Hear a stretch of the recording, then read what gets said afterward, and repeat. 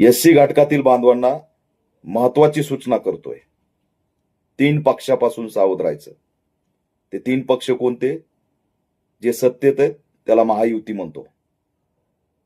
हे 3 पक्ष आणि या पक्षांशी युती असलेले पक्ष, माझा शब्द नीट लक्षात ठेवा. महायुतीचे 3 पक्ष आणि या 3 पक्षाशी युती असलेले पक्ष,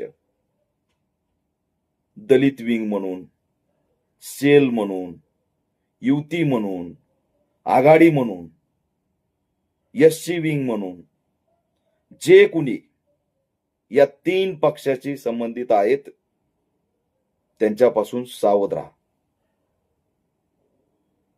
दंगल, जाती जातीत भांडणं हे 3 पक्षांनी रचलेत आणि या 3 पक्षांनी ह्या विंग चालवणाऱ्याच्या खांद्यावरती बंदुकी दिल्यात. युती ज्यांची आहे त्यांच्यासोबत सुद्धा समझोता केलाय. हे समजून घ्या. फक्त माझा इशारा एवढाच आहे की महायुतीतले 3 पक्ष आणि या पक्षाशी असलेली युतीतले पक्ष यांच्यापासून आत्ताची आत्ता सावध व्हायचं आणि या तिघांच्या युतीच्या विरोधात, क्लब शक्ती सरकारच्या विरोधात आणि यांचा आका RSS प्रमुख यांच्या विरोधात बंड करून उठायचा. हे बारकाईने तुम्ही लक्षात घेतलं पाहिजे की आरक्षण घालवण्यासाठी महायुती म्हणून हे 3 पक्ष आणि त्यांना खांदा लावून बसलेले पक्ष हे जबाबदार आहेत.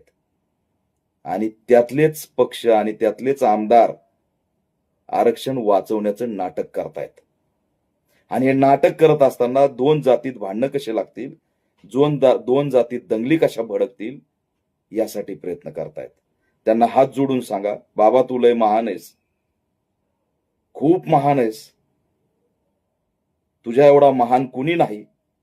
पण तुला जर आमच्यासाठी लढायचं असेल तर सत्तेतल्या महायुतीच्या 3 पक्षाला सोडून बाहेर पडावं लागेल, तरच तू ये.